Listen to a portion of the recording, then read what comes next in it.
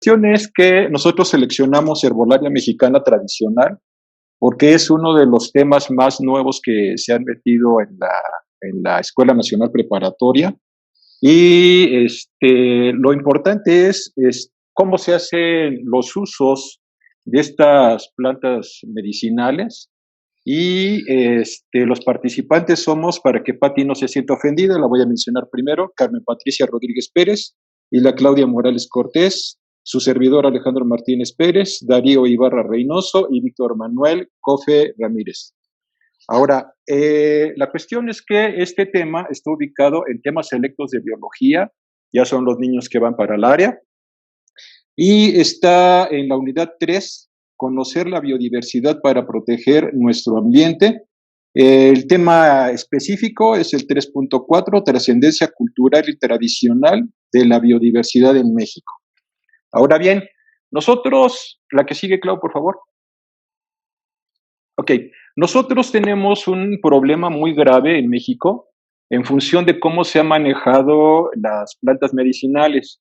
Y esta tradición tiene que ver con los pueblos indígenas, los extractos que de ahí se sacan y obviamente cómo fue explotado por otros países, sobre todo, espero que no haya ningún norteamericano que se vaya a sentir ofendido, pero la verdad es que nos robaron muchísimas plantas.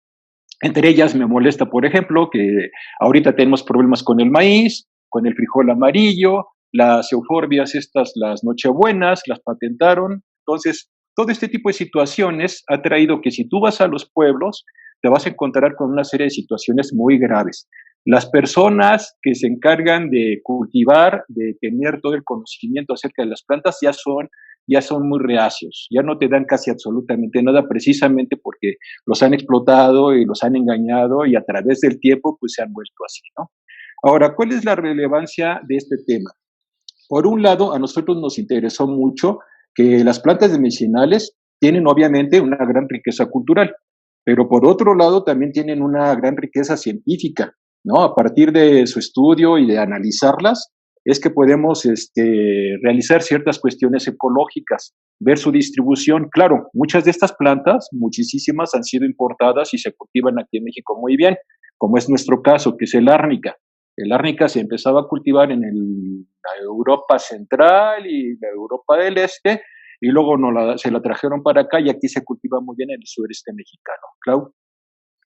Sí, para nosotros, como ya lo dijo Alejandro, pensando en que una de las propuestas del manejo de los programas sea desde el enfoque de la multidisciplina o la interdisciplina, pensamos que, por ejemplo, este contenido que es de temas selectos de biología para los alumnos de sexto año, como un curso propedéutico, se presta precisamente para resaltar cómo la visión científica es global y cómo, por ejemplo, en la actualidad creo que difícilmente hay barreras para el conocimiento, para la movilidad, etcétera, etcétera, ¿no? Entonces, el árnica es una planta medicinal con muchas propiedades que actualmente se utiliza muchísimo. Y si pensamos, por ejemplo, en lo que es la cuestión de los alimentos orgánicos y que ahora todo queremos que sea de la manera más natural, pues yo creo que como que ha cobrado un repunte en este sentido la herbolaria. Entonces, ¿cómo presentarle este tema a los alumnos desde el aspecto cultural, desde el aspecto biológico, que es el que directamente nos compete? Pero no podemos obviar lo social. Entonces, también un poco combatir la cuestión de los mitos, ¿no? Si esto se puede utilizar en realidad para todo eso y si funciona. Entonces, como que da mucho para poder dialogar con los alumnos y precisamente lo que dijo Ana Cecilia, ¿no? Sensibilizarlos. ¿Qué es lo que tú opinas? Externalo. ¿Qué sí hay de cierto y qué tal vez no? Entonces, yo creo que en ese sentido, pues nuestro papel es fundamental para poder aportarle a los alumnos los elementos que les permitan, como bien lo decimos, tomar decisiones informadas. Y ya ellos decidirán si les funciona o no les funciona, y nosotros les ponemos todo el buffet de la mesa. Alex. Ok, en la siguiente lámina, nosotros tratamos de proponer por qué nosotros escogimos un poco el árnica, ¿no? Y es que, como mencionaba Clau hace un momentito, pues tiene muchísimas propiedades, ¿no? Que se utilizan en muchas partes de nuestro organismo. Tradicionalmente para lo que se usa, y a mí me tocó también cuando era pequeño, es para los moretones y los chipotes, ¿no? Entonces, de alguna manera, el árnica, desde que somos pequeños ya tenemos un confrontamiento con ella muy, muy rápido, ¿no? Porque las mamás son de chochitos o de las ungüentos, y entonces, pues te caíste y te raspaste o te hiciste un chechón, ponte árnica. Entonces, yo creo que fue de las primeras plantas que yo conocí medicinales y obviamente te generan un gran impacto, ¿no? Ahora que soy abuelo, pues sí, con las nietas igual, ¿no? Ah, te caíste, bueno, vamos a comprarte árnica. Entonces, para toda la gente que maneja deportes es importantísimo porque es desinflamatorio. Y este tipo de situaciones hace que tradicionalmente nosotros vayamos clasificando cuáles son los efectos de la planta en los diferentes componentes de nuestro propio organismo. Tiene algunos componentes que son muy tóxicos. Por ejemplo, si nosotros la tomáramos en grandes cantidades, puede producir vómitos, puede producir arritmias y es muy peligroso, ¿no? Puede llegar a causar la muerte. Entonces, la función principal que nosotros pensamos ahora es inducir a los niños con fotografías y hacer preguntas detonadoras. Por ejemplo, la siguiente imagen que ves, ¿no? Y entonces en esas imágenes el chico ya se puede ir dando cuenta de que es inducido hacia la observación de una planta. ¿Cuál es la importancia de la planta? ¿Para qué sirve la planta? ¿Por qué crees que es importante la planta? Y luego la ubicación geográfica en el país, de dónde se distribuye, cómo se distribuye y las características de las zonas. Clau. Sí. Bueno, yo creo que aquí ya resaltaste, ¿no? Y si ustedes se fijan ahorita en las diapositivas que hemos manejado, les damos como ciertos elementos a los alumnos de por dónde los queremos guiar, ¿no? Les decimos que es una planta medicinal, culturalmente porque es importante para nuestro país, dentro de la globalización, cuáles son los enfoques científicos. Y esto se complementa también un poco con el programa de Biología 4, donde ya empezamos a darles a los chicos información, por ejemplo, de qué son las especies endémicas, de qué son las especies invasoras, de qué es la biopiratería, qué es la bioprospección, etcétera. Entonces, ya para sexto, yo creo que los alumnos ya tienen un poco más de elementos y con esta introducción, pues como que ellos ya empiezan a hacer una reflexión, qué es lo que nosotros queremos. ¿Me pasas la que sigue, Clau? Sí. Ah, perdón. Ya está, te la paso la que sigo, espérame. Entonces, okay. También en este sentido, el profesor tiene la libertad de hacer tan amplio el tema, por ejemplo, como los compañeros que lo hicieron como una actividad de cierre, donde rescatan muchos elementos de lo que ya se vio al principio de ese contenido de la unidad. Y nosotros a lo mejor nos fuimos muy específicos, pero pensando en que tengan elementos los chavos para ellos mismos hacer sus propias investigaciones y abundar en la temática, ¿no? Entonces, si quieres, Alex. Sí, regrésame tantito a la anterior, por favor. ¿A la de la OMS? Sí. Está.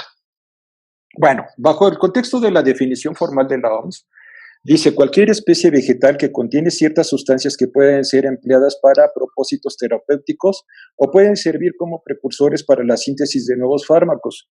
Entonces, a mí, volviendo otra vez a lo que yo había planteado desde el principio y por donde me gustaría guiar a mis alumnos, es precisamente el barbasco es una planta que crece en el sureste y se utilizaba por las indígenas como abortivo. Entonces, otra vez, viene una gran empresa norteamericana, se lo lleva y hace un producto anticonceptivo que deja alrededor de, me parece que son entre 150 y 300 millones de dólares al mes. Estamos hablando de miles de millones de dólares al año y a México no le toca absolutamente nada. Entonces, México sí puede empezar a pelear en función de la cuestión del origen, ¿no? De cómo fue y que se pudiera trabajar desde el punto de vista legal para poder recuperar esas especies o por lo menos una parte del valor económico que tienen esas especies. Ya pasó con el maíz, ya pasó con ¿qué otra cosa fue que ganamos el litigio? Ahora ya no me acuerdo, pero la cuestión es que desde el punto de vista legal sí se puede trabajar en ese tipo de asuntos. Ahora sí me pasa el siguiente. Sí. Bueno, ahora sí, vienen las preguntas detonadoras. ¿Qué observas en las imágenes? ¿Para qué se utiliza la planta del árnica? ¿Y en qué meses florece y fructifica? Y tenemos 3 imágenes donde está la plantita viva, donde está un té con las florecitas en la parte de abajo, y la última donde ya no aparecen las florecitas, pero está el ungüento, ¿no? Clau. Sí, si se fijan, esta imagen va acompañada de ciertas preguntas. Estas ustedes pueden hacerlas tan amplias o concretas como quieran. Nosotros ahorita, alusivo a lo que nos dijeron que hay que revisar con los chicos, ¿qué te da de información la imagen? Si se fijan, les estamos poniendo aquí florecitas. Aquí florecitas acompañando la tacita, que no es un adorno, sino porque la parte que se utiliza de la planta principalmente con este propósito medicinal son las flores. Y algunas de las presentaciones como infusión, es decir, como tecito, pero también se puede utilizar como un ungüento. Hay otras preguntas que planteamos, solamente mencionamos algunas, pero ahorita se las vamos a comentar. Voy a pasar a la que sigue, que es esta. Ok. Alex, ¿lo explicas o lo explico? ¿Cómo quieras? Bueno, les pusimos un mapa de la localización de los estados en donde se cultiva el árnica. Y entonces, aunque aquí hacemos 3 preguntas de cómo describirías la distribución del árnica en México, es muy notoria que solamente es hacia el sur de nuestro país. ¿En qué estados de la República Mexicana se cultiva el árnica? Pues tendrían que identificar, ¿verdad?, la división política de nuestro país. ¿Qué factores climáticos podrías considerar que influyen en su distribución? Esa es otra de las preguntas. Pero también podríamos, por ejemplo, preguntarles, pues, ¿por qué no se señalan estados al norte de México como el hábitat de cultivo del árnica? O también podríamos decirle, en función de lo que conteste abajo, en qué estados de la República, ¿por qué nada más en esos estados? ¿En qué fundamentas tu respuesta? E ir explorando tal vez un poco más con ellos. Si se fijan, en la siguiente pasamos de... Esa es la última. Ay, espérate, ya quitamos la otra, ¿verdad? Bueno, había un poco más de preguntas, pero la modificamos y decidimos hacerla corta porque, pues nada más nos daban 20 minutos y ya casi estamos por agotarlos. ¿Quieres apuntar algo, Alex? Nada más que en la parte que manejamos de texto, la que se va a ir al repositorio, sí, ya es una página ya muy completa con todas las descripciones, podemos abundar un poco ahí con las preguntas que dice Claudia, que no están metidas, pero las podemos incluir. Y creo que el trabajo en sí orienta muy bien al alumno en el sentido de la importancia, tanto cultural como científica, de lo que vendría a ser una planta medicinal en México. Por mí es todo.